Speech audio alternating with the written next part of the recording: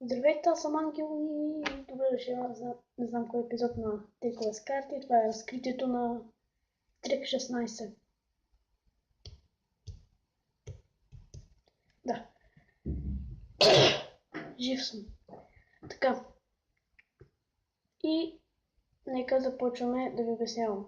Първо, което трябва да направите, да избере зрителя да си избере карта. Примерно тая. Така само вие ще извиждате. И да я сложите на втора позиция. Примерно е така и слагате на втора позиция и още на карта отгоре. Така. Слагате я и още на карта. Но аз, както видяхте, направих нещо е такова. Така направих. Но можех без никой да разбере. Та избирайте си ваш вариант. И после първото броите 4 карти и четвъртата я обръщате ето така към вас. И после през една карта. Броите на карта, обръщате. Броите на карта, обръщате. Броите на карта и другата обръщате.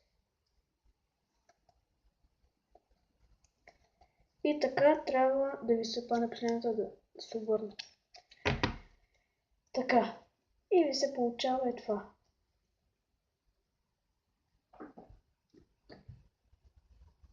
Да.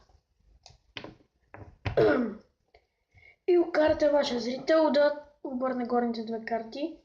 Има две карти, ги обръща и да цепи. Обръща горните две карти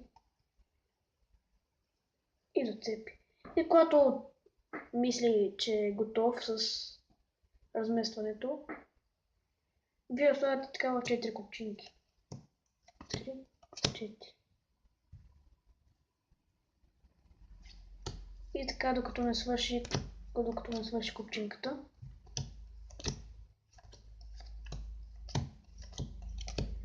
Така. И после той избира от коя страна почвате, лява или дясна. Няма значение от коя, примерно, айде ляво. И започвате да обръщате ето така картите.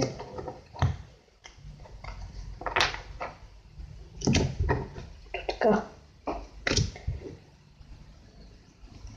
Така.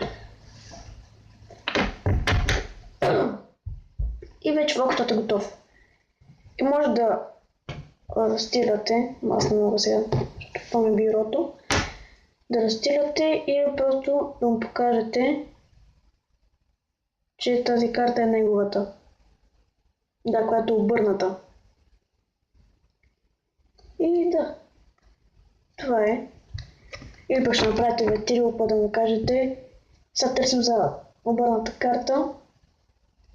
И като намерите, това ще е неговата карта. Това беше фокуса.